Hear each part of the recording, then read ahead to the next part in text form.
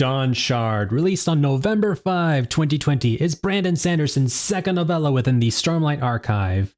Does Dawnshard hold a candle when compared to the Stormlight mainline series?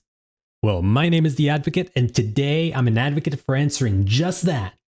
So it's been a while since I've delved into the Stormlight Archive, as after reading Oathbringer, a very good but very long book, I felt a bit burned out by Brandon Sanderson's magnum opus and decided to take a much needed break from the series. However, after a year away, and with the recent release of Sanderson's 1,300-page epic Wind and Truth, I feel re-energized and ready to take on the remaining books in the series. So yes, Dawnshard is not a full-length novel, but rather a 290-page interstitial novella that is set between the events of Oathbringer and Rhythm of War. Think of it as Stormlight Book 3.5. And just like Brandon Sanderson's previous novella Edgedancer, Sanderson uses Dawnshard as an opportunity to promote a previously minor character who only had sporadic POV appearances into a full-fledged main character of their own story. However, unlike Edgedancer, which had the misfortune of being saddled with one of the cringiest characters in all of fantasy, sorry Lift Sans, Dawnshard's main character is Risen, a paraplegic young woman who has recently been promoted to trademaster and owner of her new ship, the Wandersail. Now, although Risen isn't the most nuanced character in fictional literature, her struggles of coping with her new role as leader of her own voyage, whilst trying to gain the respect of her crew, all the while dealing with her paraplegia, is admirable. But what I think makes this book, in my opinion, a superior novella to Edgedancer is how much of a bigger overlap there is here in Dawnshard to the events of the main series. Now, as of this recording, I'm currently only one chapter into Rhythm of War, the next mainline entry in the Stormlight Archive, so I don't know how much of Dawnshard is vital to the main series. But I will say that Dawnshard feels like it carries more narrative weight as a novella when compared to Edgedancer. For one, a couple of characters from the mainline series make appearances within Dawnshard. Brief cameos from Navani Kholin and Kaladin Stormblessed add a sense of connection and relevance to the larger narrative. This is also further strengthened by Lopin's prominent role here, as one of Cal's OG Bridge 4 friends receives a significant amount of POV page time within this novella. Secondly, while at its core Dawnshard is essentially just a point A to point B story, Lopin's secret mission, light spoilers, to uncover a hidden oath gate on Amia's shores, Risen's final destination, feels far more important compared to Lift's quest of wanting to eat every variety of pancake. And thirdly, although this is entirely subjective, I find Risen and Lopin to be far more compelling as lead characters than Lift ever was. Risen and Lopin are grown adults with real responsibilities, and their more mature goals and personalities help to ground this story and provide the narrative with greater emotional depth when needed. This stands in contrast to Lift's quirky, haha, I like pancakes, I'm so random, style of humor in Edgedancer, which, while maybe charming to some readers, lacks the same level of impact in my opinion. But okay, enough comparisons. On its own merits, do I believe Dawnshard is a good story? Yes. Although heavily propped up by its connections to the main series, which I imagine most readers who have made it this far into the Stormlight Archive are already invested in, Dawnshard succeeds as an enjoyable and compelling read thanks to its main characters of Risen and Lopin. Sanderson deftly balances humor, an area where he can sometimes be hit and miss, with the plot through Lopin, who is in top form here, delivering some genuinely funny quips. His jokes rarely feel like something cringingly shoehorned into the story, but rather come across as a natural byproduct of camaraderie. Now, the Lopin said to her, you gotta have two hands to properly crawl. I came up with my own version, sure, when I had one hand, but it was more of a shovel. See? He moved to crawling with one hand, the other behind his back. That looks very much like crawling to me, Radiant the Lopin.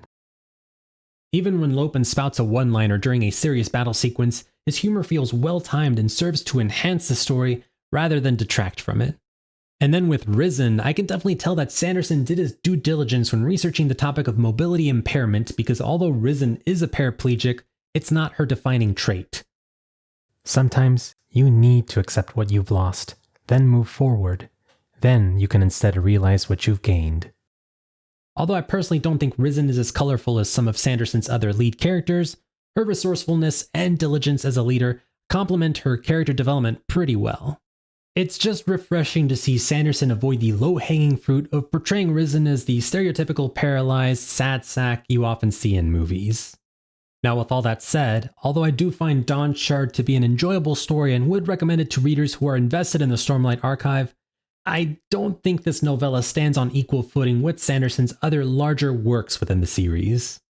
Now to be fair, it's a nearly impossible ask for Sanderson to make a novella which has 1/8 the word count of your traditional Stormlight book be of equal gravitas to the mainline books. However, I can definitely see some readers potentially taking issue with the perceived lack of complexity within this book. The smaller scale story doesn't really do the main mystery here, more on that later, many favors, and the way in which the novella wraps up feels somewhat anticlimactic.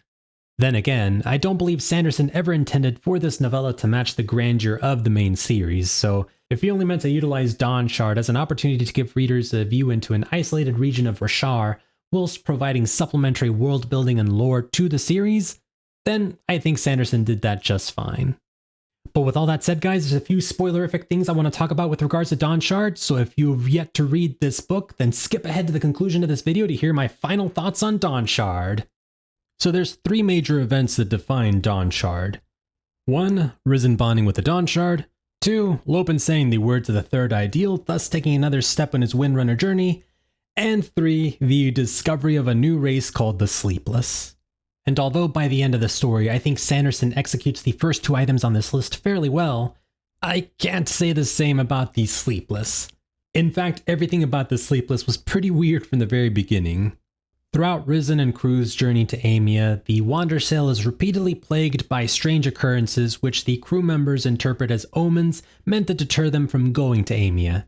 While Risen initially dismisses these so-called omens and presses forward, she does begin to question her decision-making and the true cause of these disturbances, hinting at a potential deeper mystery for the reader to uncover. Well, lo and behold, whatever potential intrigue this setup may have created is immediately undercut when in the very next chapter, Sanderson reveals that Nickley, Risen's porter, is the puppet master behind the so-called omens. While the reveal of Nickley as a Sleepless, a horrifying mass of smaller creatures in a single grotesque body, is certainly shocking and vividly unsettling in the best way possible, the whodunit aspect of the story ends up feeling unsatisfying and almost unnecessary.